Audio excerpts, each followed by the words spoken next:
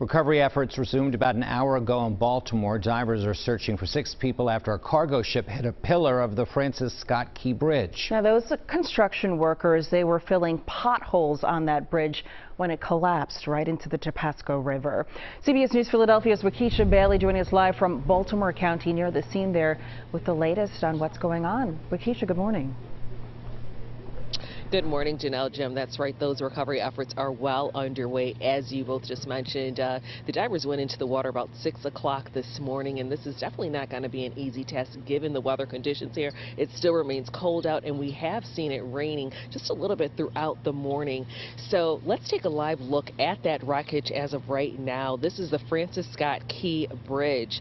Now, the NTSB officials say they will focus on finding the ship's voice and data recorders as they go through the inspection history of the container ship. Now, the port will remain closed until the debris is cleared and the river is redredged, but it will be a while before the port reopens. In the shadow of the mangled metal that once was Baltimore Francis Scott Key Bridge, a community is mourning. Amen. We appreciate each and every one of you for coming together with us as we hold those families, most importantly, in prayer. The sound jolting neighbors out of their sleep. It felt just like an earthquake. The search for 6 missing workers was suspended as night fell. The water deemed too cold and the effort too long for anyone to survive. I can't imagine how painful today has been for these families. Sources tell CBS News multiple alarms sounded on the ship after it lost power and propulsion. The pilot issued a mayday call, giving law enforcement enough time to stop anyone else from driving on the bridge. The National Transportation Safety Board is leading the investigation, which includes examining any past safety problems on the ship. That is part of our investigation, where we look at in-depth at safety information, anything that may have occurred prior to this. Several engineers say it does not appear the collapse was the result of infrastructure problems with the bridge. Once the bridge was struck by a container ship of that size, there's not a bridge that we build, that's any level of economy and efficiency that's going to survive that. The busy port of Baltimore is closed until debris is removed from the river. And once again, recovery efforts are well underway, as we know that those divers went into the water at 6 a.m. this morning, and they definitely have a challenging day ahead of them. Jim, Janelle. A long road ahead for sure. Wakisha, thank you so much for that. And those who live near the Key Bridge, they just simply cannot believe what happened and the fact that it is now gone. Yesterday, faith leaders, they held a prayer vigil in Dundalk, that's near 695. The bridge was a point of pride for those communities who depended on it.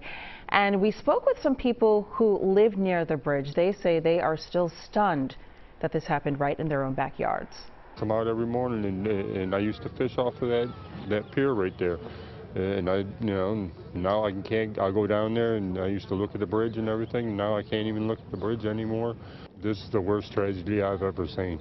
And you think about the fact that you or one of your loved ones could have been on that bridge at the time, and then you think about the people that their loved ones was on there, and did they survive? Those residents say they are hoping something positive will come from this tragedy. Meanwhile, experts say the closure of the port in Baltimore could hurt the economy with significant impacts on supply chains, not only here in the U.S., but also all around the world. Take a look at this video. It shows multiple cargo ships anchored near Baltimore as maritime traffic was brought to a standstill. Experts say ships will likely be diverted to nearby ports, including here in Philadelphia. We're told Philadelphia, though, has limited capacity, so other options include ports in Virginia and New York. Well, a lot of people want to know if the bridges along the Delaware River could suffer a similar fate if a ship were to hit one. We did some digging and found that in our area, collision protection systems are in place. The Delaware River Port Authority built rock islands near the piers of the Commodore Barry Bridge. Officials say the rocks would cause a massive ship to run aground before it could strike any of the main piers.